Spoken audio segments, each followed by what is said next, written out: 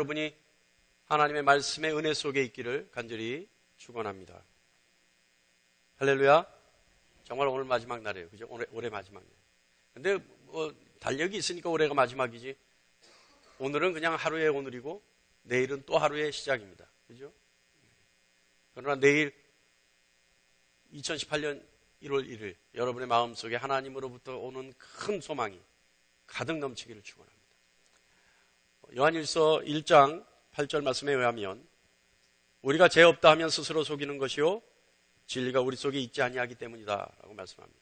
우리가 죄 없다 하면 우리 속에 진리가 없다. 우리 속에 진리가 없기 때문에 우리가 죄를 없다고 하는 것이다. 또 우리 스스로가 속이는 행위다. 무슨 말이에요? 이 말은 다 죄인이라는 얘기예요. 우리 속에 죄가 없을 수 없다는 얘기죠. 다 죄가 있는데도 불구하고 죄가 없다라고 하는 것은 진리가, 다시 말하면 진리의 거울로 우리의 죄를 비춰볼 수 없는 그런 무지 속에 있는 것이고, 또는 안다 하더라도 없다고 얘기하는 것은 스스로 속이는 행위다. 진리가 우리 안에 있으면 우리 스스로가 죄인인 것을 깨달았기 때문에 죄인이라고 인정하지 않을 수 없다는 얘기입니다. 여러분 한번 생각해 보세요. 하나님의 말씀은 진리예요. 자, 진리가 우리 속에 있다면 우리가 죄인인 걸 알아요. 근데 하나님의 말씀은 진리예요. 그리고 성경은 하나님의 말씀이에요. 하나님의 말씀이 진리이고 성경은 하나님의 말씀이면 성경 말씀이 진리예요. 그죠? 그런데 이 진리가 없으면 죄를 알지 못한다. 이 말씀은 성경에 하나님의 말씀이 우리 속에 있지 않으면 죄를 알지 못한다는 뜻입니다. 근데 성경은 또 무엇에 대해서 얘기하는 거냐? 죄에 대해서 얘기한다는 뜻이겠죠. 다시 말하면 진리가 하나님의 말씀이고 하나님의 말씀은 성경인데 성경은 진리이고 성경이 우리 안에 있으면, 하나님의 말씀이 우리 안에 있으면, 진리가 우리 안에 있으면 우리는 죄인인 것을 깨달는다. 그죠? 근데 그렇다면 진리가 우리 속에 있으면 죄인인 것을 깨달는다라고 하는 것은 성경 말씀이 죄를 굉장히 중요하게 생각하고 있구나라고 우리는 유추할 수가 있습니다. 자, 여러분, 성경은 왜 성경은 왜 죄에 대해서 중요하게 생각할까요? 그런데요, 이 죄는 성경뿐만 아니라 모든 종교의 관심사가 죄에 대한 해결책을 주는 데 있기 때문에 그렇습니다.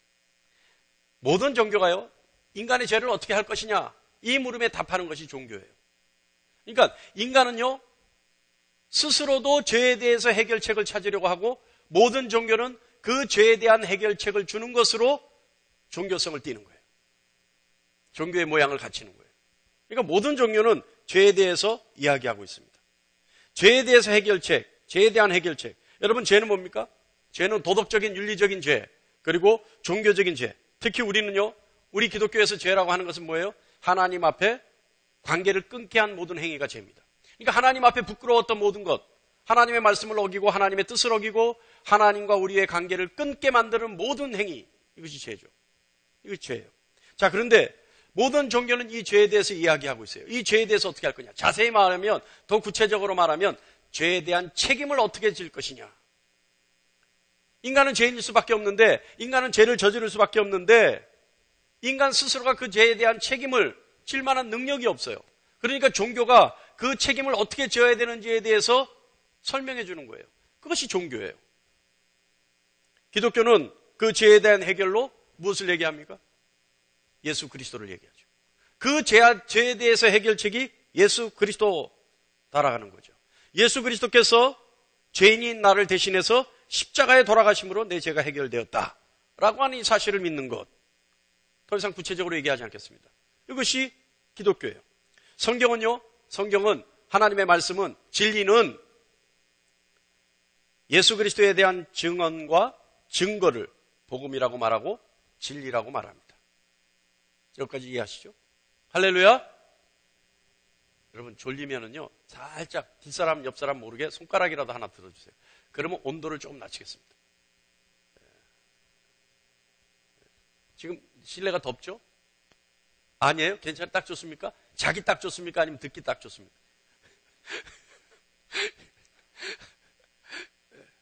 끄지는 마세요. 끄시면 안 돼요.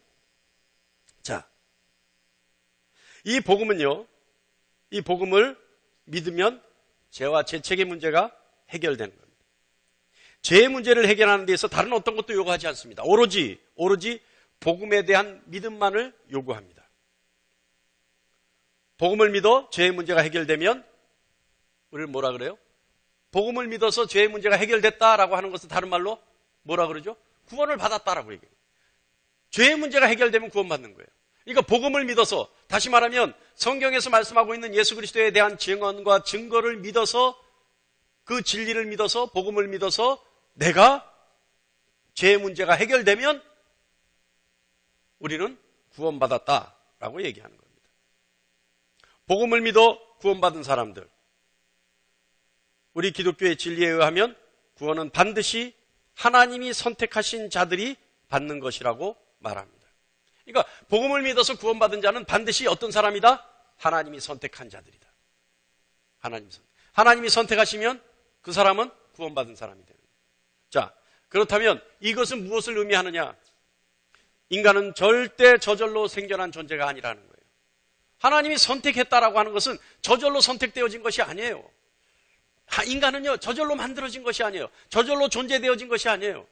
하나님의 철저한 계획과 하나님의 철저한 뜻 속에서 만들어진 것이 인간이고, 그 인간을 구원하시는 하나님의 계획 역시 철저하게 계획되어진 그런 사건인 것이에요. 인간의 구원 계획은 하나님의 인간을 향한 사랑입니다.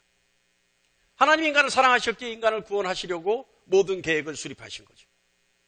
하나님의 사랑은 어떤 걸까요?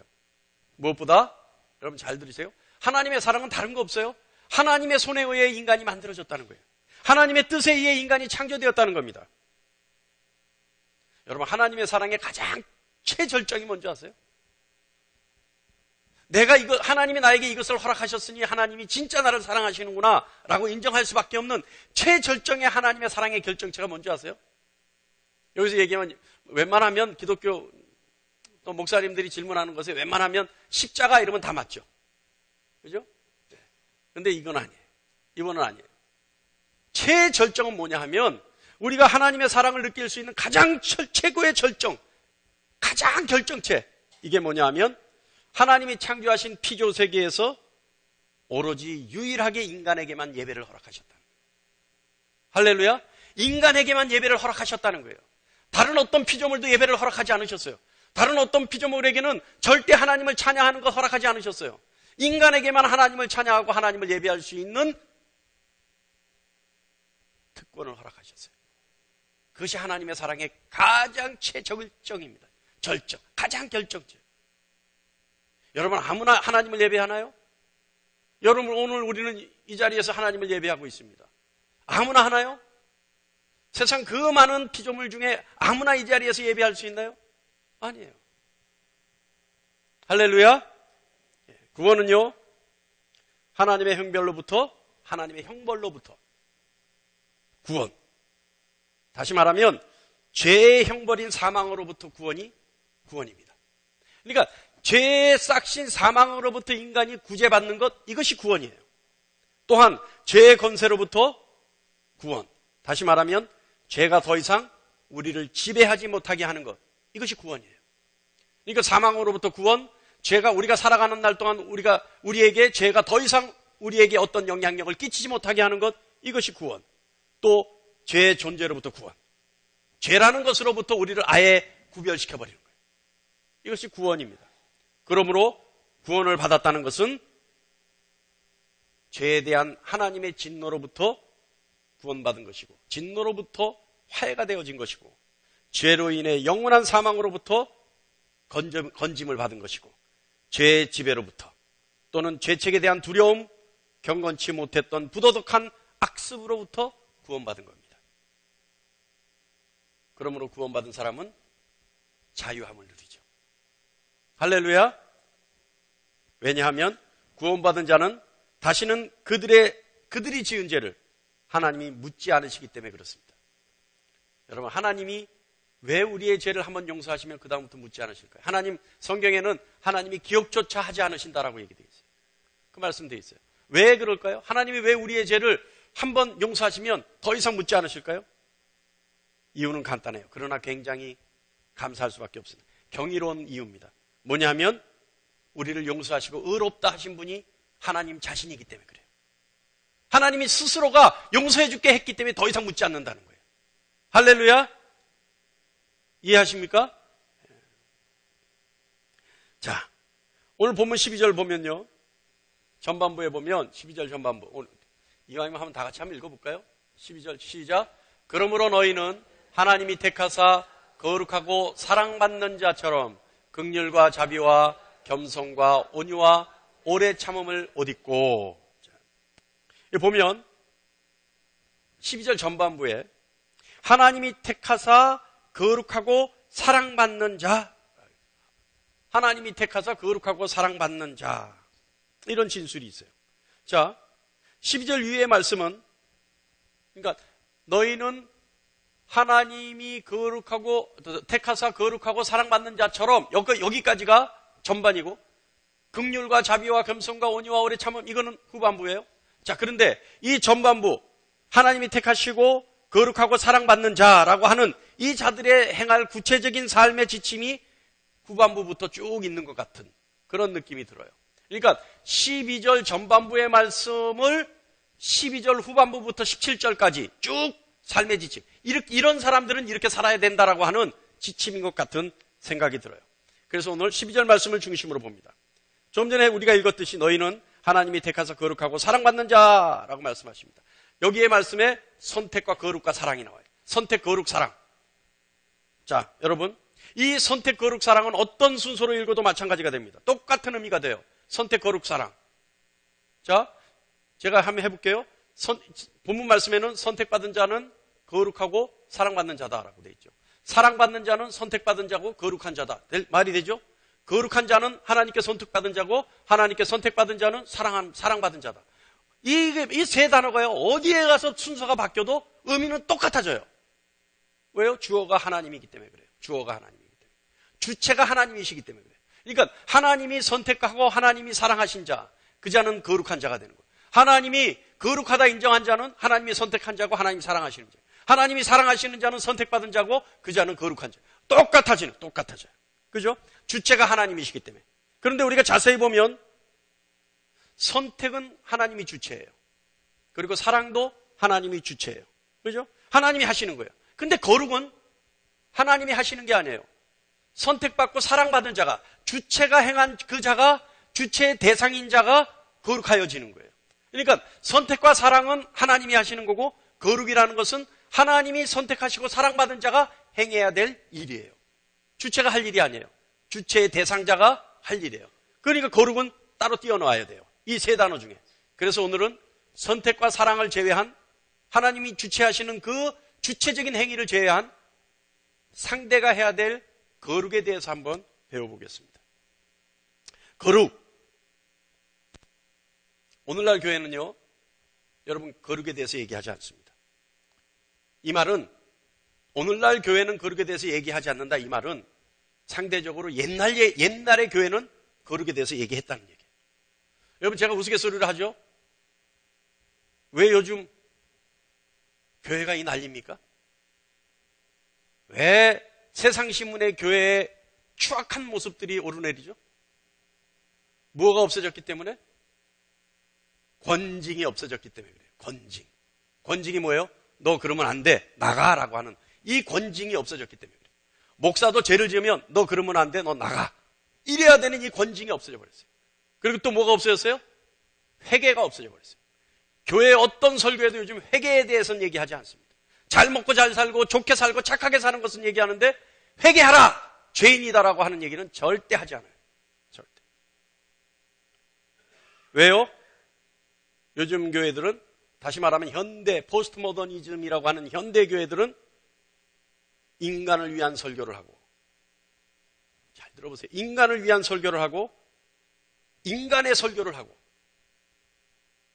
인간이 설교를 하고, 인간이 듣기 좋은 설교를 하고, 인간의 위로를 위해 설교를 하기 때문에 그렇습니다.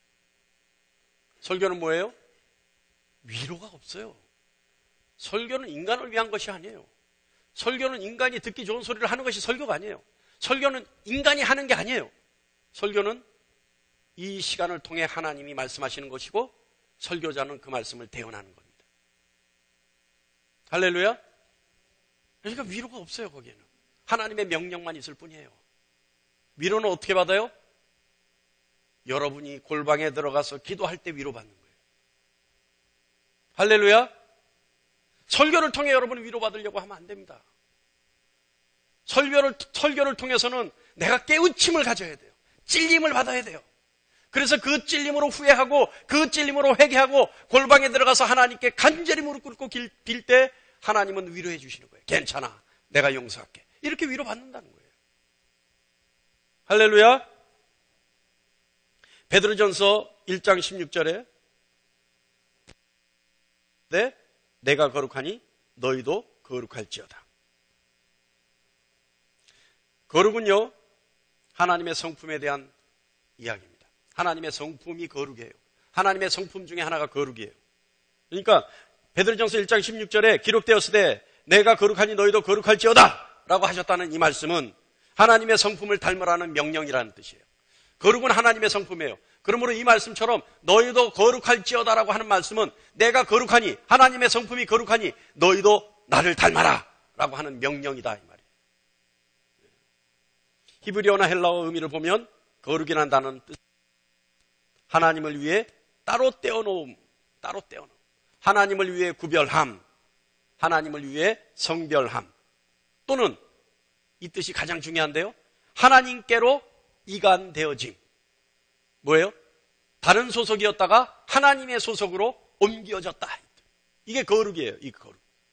자, 그런 거 보면 오늘 선택, 사랑, 거룩 중에 거룩은 이미 선택과 사랑을 내포하고 있죠. 그 뜻을 내포해요. 왜? 하나님께로 이미 이관되어졌다. 하나님이 선택하셨으니까, 하나님이 뽑으셨으니까, 하나님이 택하셨으니까 하나님 것이 되어버렸다 이 뜻이에요. 그러니까 이미 하나님 선택이라고 하는 것에 거룩의 의미가 있는 것이고, 사랑이라고 하는 것에 이미 거룩의 의미가 있는 거예요. 그런데 하나님은 우리를 거룩하라. 자, 근데 이 거룩의 단어의 뜻은 헌신과 동화의 의미를 내포하고 있어요. 다시 말하면 헌신이라고 하는 것은 하나님을 섬기는 삶, 이것이 헌신이에요. 하나님을 섬기는 삶이 헌신이에요. 동화 뭐예요? 하나님처럼 되기 위해 모방하고 순응하는 행위, 이것이 동화예요. 그러니까 이 거룩에는 뭐예요? 헌신, 하나님을 섬기는 삶과 하나님처럼 되기 위해 모방하고 순응하는 삶이 이미 그 뜻이 포함되어 있는 것이 거룩이에요. 그러니까 내가 거룩하다 그러면 어떻게 해요? 내가 거룩하다라고 하는 뜻은 뭐예요? 내가 하나님 섬기는 삶을 살고 있다라는 뜻이에요. 그리고 내가 거룩하다고 하는 것은 내가 하나님을 닮기 위해 모방하고 하나님 뜻에 순응하는 행위를 하고 있다라고 하는 뜻이라는 거예요. 할렐루야. 거룩하십니까?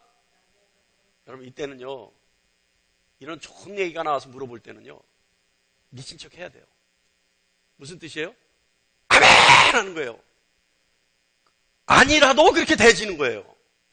그러니까 이때는 양심을 조금 내려놔도 돼요. 너무 양심적으로 대답해요. 이때는 그저 어떻게 해요? 아니라도 좀 양심에 찔리더라도 안면 딱 까고 아멘! 눈 찌끈 감고, 그죠? 그래야지 그렇게 되어지는 거예요. 여러분, 거룩한 삶을 살고 계십니까? 할렐루야. 아버지 보시죠? 근데 이 거룩을요, 그리스도인들에게 적용시키면 하나님이 정하신 법의 가치를 기준으로 삼고, 그러니까 다시 말하면 거룩한 삶은 아까 그런 삶인데 이게 그리스도인에게 딱 적용이 되면 어떤 삶을 사는 거냐면 하나님의 법의 가치를, 하나님이 정하신 법의 가치를 기준으로 삼고 성육신하신 예수 그리스도를 닮는 삶을 살아가는 것, 이거 거룩이에요. 거룩이에요. 근데 거룩에 대해서 기가 막히게 정의한 분이 있어요. CJ 라일이라고 하는 분인데 1800년대에 살았던 분이에요. 근데 제가 기억에 1890년대 살았던 분인데 이분이 거룩이라는 책을 썼어요. 이게 영국 국교, 지금으로 얘기하면 성공회 주교였어요. 근데 이분이 지금 1890이라면 뭐예요? 130년 전, 130년 전. 그때 쓴 거룩이라는 책인데 지금도 팔려요. 이 책이. 근데 거기에 대해서 거룩이라고 정리한 내용들이 있습니다. 한번 잘 들어보세요. 여러분의 삶에 대입시키고 여러분이 한번 할 수 있을까 한번 생각하면서 들으시면 머리에 쏙 들어옵니다.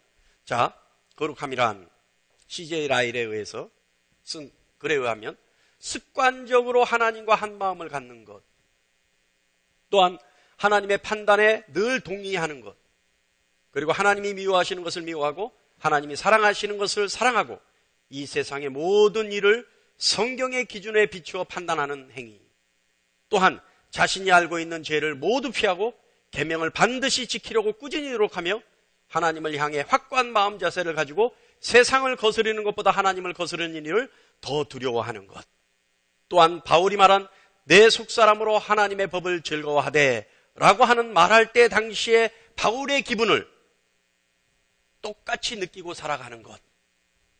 근데 이거보다요 5배가 더 있어요. 거룩에 대해서. 그러니까 거룩하게 산다는 것은 어떤 것이다고 쭉 정리해 놓은 게 지금 우리가 읽었던 이 내용보다 5배가 더 있어요.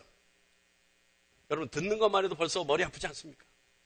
여러분 삶이 지금 읽은 거 이렇게 여러분 삶에 대입해 보니까 저는 하나도 없어요. 어때요 여러분? 어렵죠. 이거 다 지키려면요 사실 우리는 예배당 지으면 안 돼요. 이거 다 지키려면 우리끼리 수도원 지어야 돼요. 그래서 우리끼리 들어가 살아야지 이거 다 지킬 수 있어요. 세상을 살면서 이것을 지킨다는 것 불가능합니다. 자, 그러면 하나님의 명령은 우리에게 거룩하라 하셨는데 너무 어려우니 이것이 힘드니 그럼 다른 대안은 없을까요? 하나님의 명령은 거룩하라 그러는데 우리는 거룩하게 살아야 되는데 다른 방법이 없을까요? 그 방법이 오늘 말씀에 있더라고요. 오늘 말씀에 그 대안이 있더라는 거예요. 거룩한 것이 그렇게 어려운데 우리가 실천할 수 있는, 아니 조금 전에 읽은 거 여러분 지금 한마디라도 기억하는 단어 있습니까? 없죠. C.J. 라일이 쓴 거룩에 대한 그 정의를 여러분 지금 머릿속에 하나라도 기억하는 거 있어요? 없어요. 그런데 이 많은 거룩의 실천 조항들을 우리는 어떻게 기억해내서 어떻게 살아갈 수 있는 거냐? 없어요. 방법이 없어요. 그런데 오늘 말씀에 그 대안이 있더라 이 말씀. 오늘 말씀 보면 제가 다시 읽겠습니다. 그러므로 너희는 하나님이 택하사 거룩하고 사랑받는 자처럼 긍휼과 자비와 겸손과 온유와 오래 참음을 옷 입고 누가 누구에게 불만이 있거든 서로 용납하여 피차 용서하되 주께서 너희를 용서하신 것 같이 너희도 그리하고 이 모든 것 위에 사랑을 더하라. 이는 온전하게 매는 띠니라. 그리스도의 평강이 너희 마음을 주장하게 하라. 너희는 평강을 위하여 한 몸으로 부르심을 받았나니 너희는 또한 감사하는 자가 되라. 그리스도의 말씀이 너희 속에 풍성히 거하여 모든 지혜로 피차 가르치며 권면하고 시와 찬송과 신령한 노래를 부르며 감사하는 마음으로 하나님을 찬양하고 또 무엇을 하든지 말에나 일에나 다 주 예수의 이름으로 하고 그를 힘입어 하나님 아버지께 감사하라. 자, 이것이에요. 그런데 여러분 12절부터 17절까지 말씀 자세히 보면 뭔가 어디서 탁 떠오르는 단어가 있지 않습니까? 12절부터 17절까지 말씀을 자세히 보면 뭔가 떠오르는 단어 없어요? 힌트, 열매. 12절부터 17절 말씀 보니까 이것이 뭐예요? 성령의 열매예요. 성령의 열매가 쭉 기록되어 있는 거예요. 그러니까 너희는 하나님이 택하시고 거룩하게 하여 사랑받는 자가 이렇게 하라 했는데 이렇게 하는 내용이 뭐예요? 성령의 열매였어요. 그렇다면 이 말을 역으로 계산하면 뭐예요? 우리가 거룩하게 산다는 것은 성령의 열매를 맺는 삶을 얘기하는 겁니다. 성령의 열매는 어떻게 맺어요? 성령 하나님께 이끌림 받으면 성령의 열매를 맺을 수 있어요. 다른 거 없어요. 성령 하나님이 내 안에 내주하시고 나에게 임재하셔서 성령 하나님이 나를 이끌어 가시면 나는 어떻게 해요? 내 삶은 자연스럽게 성령의 열매가 맺힐 수밖에 없어요. 할렐루야. 그렇다면 답은 나왔잖아요. 뭐예요? 성령의 이끌림 받는 삶을 살면 그 삶이 거룩한 삶이 되는 거예요. 거룩이 되는 겁니다. 요한복음 14장 6절 다 같이 읽어볼까요? 시작. 보혜사 곧 아버지께서 내 이름으로 보내실 성령.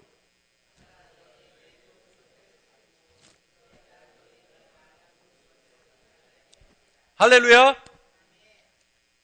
기억할 필요가 없는 거예요. 외울 필요가 없는 거예요. 어떻게 살까 궁리할 필요가 없는 거예요. 어떻게 하면 성령 하나님이 가르쳐 주시고 이끄시는 삶을 그대로 따라가기만 하면 우리는 거룩한 삶을 살 수 있는 겁니다. 성령 하나님의 이끌림에 순종하는 삶, 이 삶이 바로 거룩의 길입니다. 자, 성령 하나님께 인도받는 삶. 자, 우리는 또 인도가 뭔지 알아요. 하나님이 인도하시는 게 이것이 무엇인지 알아야죠. 하나님의 인도.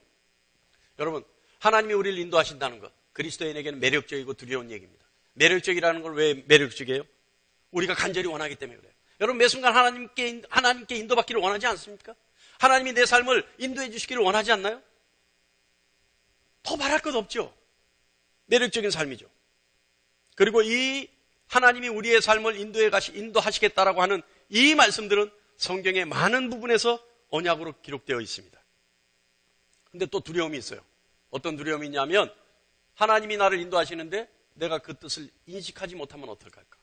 또는 하나님이 나를 이끌어 가시는데 내가 잘못 따라가면 어떡할까? 내가 하나님의 뜻이 아닌데 그것이 하나님의 뜻인 줄 알고 잘못 따라가면 어떡할까? 이런 두려움을 갖고 있단 말이에요. 근데 여러분, 염려하지 마세요. 내가 하나님께 의지하고 하나님인 줄 알고 따라가는 나의 중심만 하나님이 보신다면 내가 어떤 과오를 저지러도 내가 어떤 오류를 범해도 하나님은 용서해 주십니다. 왜요? 내 중심을 보셨기 때문에. 내가 세상으로 나가려고 하는 것이 아니라 하나님 뜻으로 따라가려 했기 때문에, 하나님께 의지하려 했기 때문에, 그것이 하나님 뜻인 줄 알고 따라갔기 때문에 거기에 대해서는 하나님이 더 이상 나무람이 없다는 거예요. 그런데 여러분, 마지막으로 하나님이 인도하시는 것에 대한 두려움을 갖는 다른 종류의 한 사람이 있어요.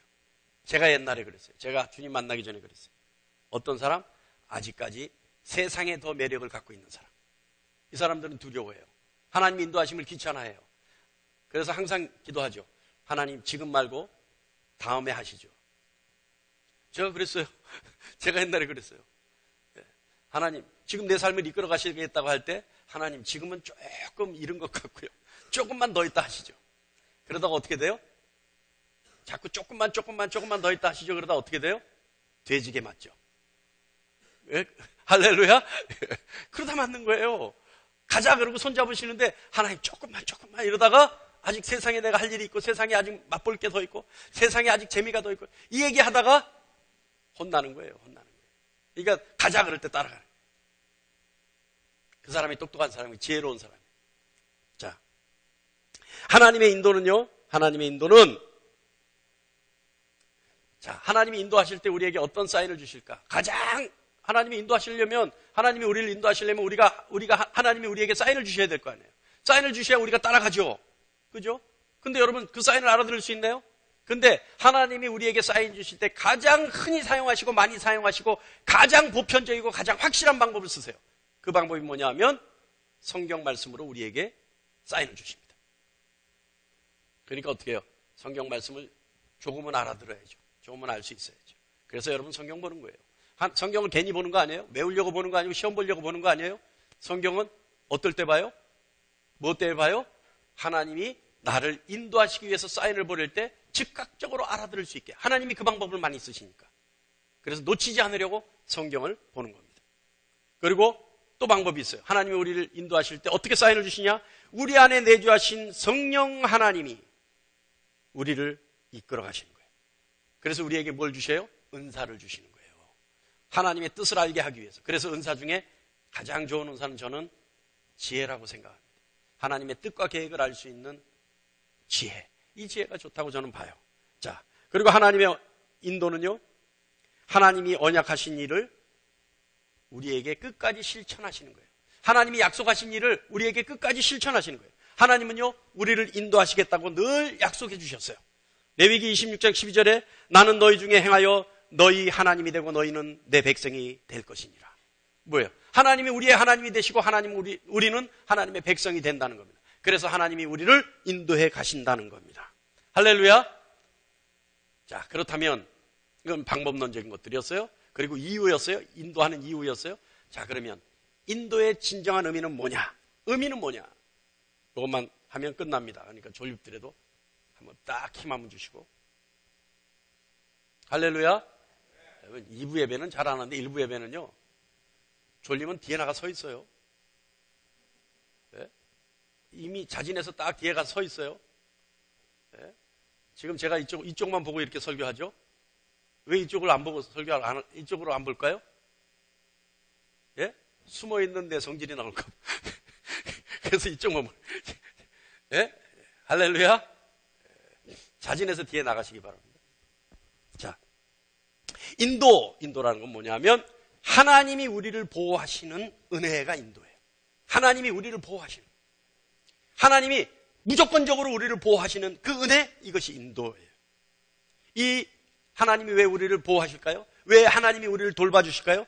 이것은 아까도 얘기했듯이 하나님이 우리와 약속하셨기 때문에 그래요. 어떤 약속을? 나는 너의 하나님이 되고 너희는 나의 백성이 되리라. 이 인도의 약속을 하셨기 때문에 하나님은 우리를 철저하게 보호하시고 우리를 인도해 가시는 거예요. 할렐루야. 이 보호의 은혜가 인도입니다. 하나님이 우리의 삶의 방향을 선택하시고 결단하시고, 그리고 우리가 하나님이 선택하신 그 결단, 그것을 우리가 알아들을 수 있는, 알 수 있는 분별력을 또한 우리에게 허락하셔서 하나님의 생명의 길로 우리를 이끌어 가십니다. 그런데 우리가 여기에 필요한 게 있죠. 뭐가 필요하겠어요? 하나님이 이끌어 가실 때 우리가 하나님에 대한 확고한 신뢰는 가지고 있어야 돼요. 이것이 설사 사망의 음침한 골짜기를 다닐 수 있는 그 길이 열려 있다 하더라도 주께서 나를 보호하심으로, 주의 막대기와 지팡이가 나를 보호하심으로 내가 절대 상하지 않는다라고 하는 철저한 하나님에 대한 신뢰가 있어야지만 하나님의 인도를 따라갈 수 있습니다. 그러니까 하나님은 우리를 철저하게 약속에 의해서 보호해 가시고 우리는 하나님을 100% 신뢰하고 하나님을 따라가야 되는 거예요. 할렐루야. 그리고 하나님은요, 우리를 오직 생명의 길로 인도하십니다. 다시 말하면 의의 길이죠. 하나님의 길은 의의 길이고 선의 길이고 빛의 길입니다. 하나님은 가장 올바르셔요. 그리고 하나님은 가장 순전하셔요. 이것이 하나님의 성품이에요. 그러니까 하나님의 성품은요, 온전하고 순전하고 거룩하셔요. 가장 올바르시고 가장 선하세요. 그런데 이 하나님의 성품이 절대 스스로의 성품에 훼손되는 것을 용납하지 않으세요.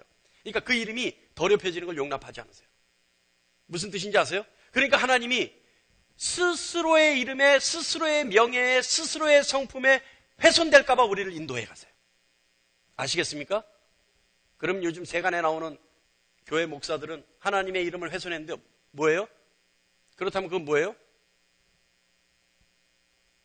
인도함을 안 받고 있다는 얘기죠. 인도함을 받았다면 절대 하나님의 이름에, 하나님의 순전함에, 하나님의 명예에, 하나님의 그 선하심에, 하나님의 의에 훼손될 일이 있을 수가 없어요. 그런데 그 이름에 훼손이 되었다면, 그의 행동을 통해, 그의 삶을 통해, 그의 말을 통해 하나님의 명예가 훼손이 되었다면 그는 하나님께 인도받지 않은 사람이죠. 할렐루야.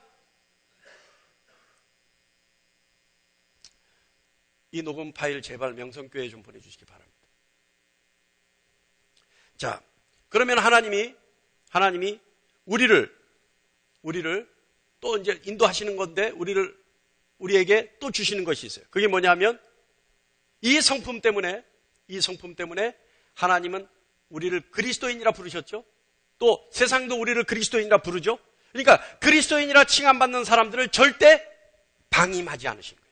그러니까 우리 가끔 그러잖아요. 하나님 나를 버리셨나? 하나님 나를 외면하시나? 하나님 나를 놓치셨나? 하나님 나를 그냥 놔두시나? 우리 생각하잖아요. 그러나 하나님 그렇지 않다는 거예요. 왜?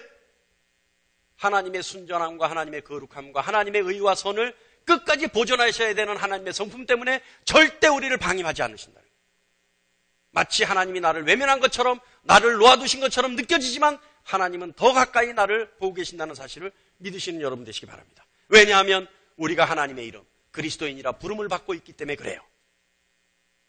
그러니까 여러분, 그리스도인이 된다는 게 얼마나 대단한 끌발인지 아세요? 얼마나 대단한 백그라운드인지 아세요? 이 자리에 있는 여러분은 그리스도인이시죠. 할렐루야. 네. 마지막으로요, 하나님의 인도는 잘 들으셔야 돼요. 하나님의 인도는 우리의 필요에 따라 우리가 필요할 때만 선택할 수 있는 삶의 대안이 아니에요. 다시 말하면 내가 필요할 때만 하나님 찾는 게 아니란 얘기예요. 내가 필요할 때만 하나님께 인도를 요구하는 게 아니란 얘기예요. 내가 필요할 때만 하나님의 인도에 순종하는 게 아니란 얘기예요. 뭐예요 그러면? 평생을 걸쳐 내 삶의 모든 순간순간마다 하나님께 인도를 요청해야 되고 인도를 받아야 된다는 얘기입니다. 내 필요에 의해서 좋을 때는 좋고 나쁠 때는 버려버리는 그런 것이 아니라는 얘기입니다. 목적의식을 갖고 목자이신 주님과 친밀한 관계를 맺으려고 노력하는 태도가 반드시 필요합니다. 여러분, 제가 여러분께 한번 질문하죠. 여러분 기도에 응답이 안 된다. 왜 안 되겠어요? 여러분 하나님의 인도를 못 받고 있다. 왜 안 되겠어요? 많은 이유가 있을 수 있지만 가장 중요한 이유가 하나 있어요. 여러분 기도하는데 응답이 안 된다. 왜 그러겠어요? 여러분, 우리의 다른 기도가 아니라 우리의 일에 대한, 우리의 삶에 대한 간구, 내가 하나님께 구하는 기도에 응답의 전제가 되어야 되는 중요한 일이 하나가 있습니다. 또 하나님께 내가 인도받아야 되는 그 인도, 하나님이 나를 인도하시는 그 일에 있어서 중요하게 먼저 선행되어야 될 문제가 있어요. 해결되어야 될 문제가 있어요. 그게 뭐예요? 여기서 또 갑자기 회개가 나오면 정말 아멘교회 성도입니다. 근데 이거는 회개가 아니야. 뭐가 중요하겠어요? 하나님이 인도하시고 응답을 해주시려면 뭐가 필요하겠어요?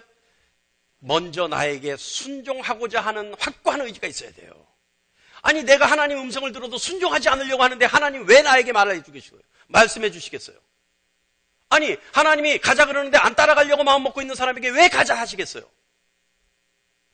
하나님이 나의 기도에 응답하시고 나를 인도하시고자 할 때는 반드시 내가 어떤 명령이든 어떤 응답이든 어떤 곳에 가든 인도든 내가 하나님께 따라가고자 하는, 순종하고자 하는 마음이 있어야 된다는 겁니다. 할렐루야.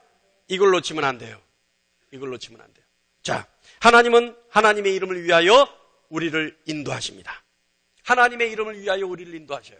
시편 23편 3절에 내 영혼을 소생시키시고 자기 이름을 위하여 의의 길로 인도하시는도다.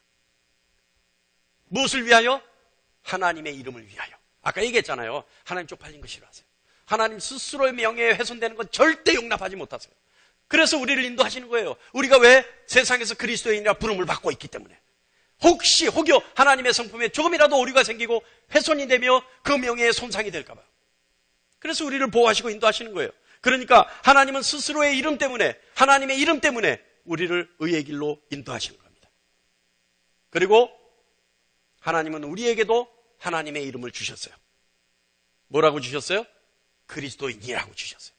그래서 여러분은 하나님의 이름을 가지고 있는 자들이에요. 누구의? 그리스도의 이름을. 그래서 그리스도인이라고 부름을 받는 겁니다. 할렐루야. 이 그리스도인이라는 이름은 의미는 성령의 이끌림을 받는 자라는 뜻입니다. 여러분 그리스도인이십니까? 그러면 여러분은 성령의 이끌림을 받는 자들입니다. 로마서 8장 9절에 그리스도의 영이 없으면 그리스도의 사람이 아니라. 할렐루야. 그리스도의 영이 없으면 그리스도의 사람이 아니라. 다 같이 한번 읽어볼까요? 시작. 만일 너희 속에 하나님의 영이 거하시면 너희가 육신에 있지 아니하고 영에 있나니 누구든지 그리스도의 영이 없으면 그리스도인이 아니라. 할렐루야. 여러분은 그리스도인이라면 여러분은 그리스도의 영이 있는 존재들이고 그리스도의 영이 있는 존재들이라면 그리스도 영에 이끌림 받는 여러분인 겁니다. 다시 말하면 성령에 의해 이끌림 받는 사람들, 그들이 그리스도인입니다. 여러분이 그리스도인이라면 여러분은 성령에 의해 이끌림 받는 삶을 사는 사람들입니다. 할렐루야. 그럼 어떻게 해요? 이 시간 딱 가슴 펴야죠. 내가 그리스도인인데. 이제 여기서 나갈 때 어떻게 해야 돼요?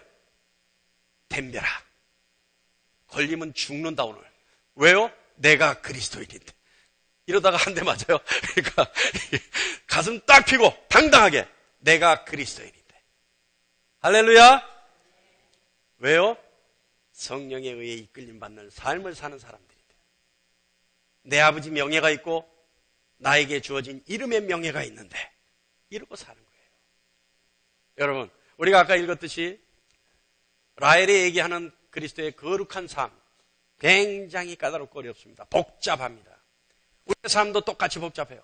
그러나 여러분, 하나님이 명령하시는 거룩한 삶이란 절대 복잡하지 않습니다. 아주 간단 명료합니다. 어떤 삶이라고요? 성령께 이끌림 받는 삶. 이거 거룩한 삶이요, 하나님의 명령에 순종하는 삶입니다. 하나님 명령하셨죠? 내가 거룩하니 너희도 거룩하라. 거룩한 삶이란 성령 하나님께 이끌림 받는 삶. 아주 단순한 삶, 그 삶이 거룩한 삶입니다. 그 단순한 삶을 살 수 있는 여러분 되시기를 축원합니다.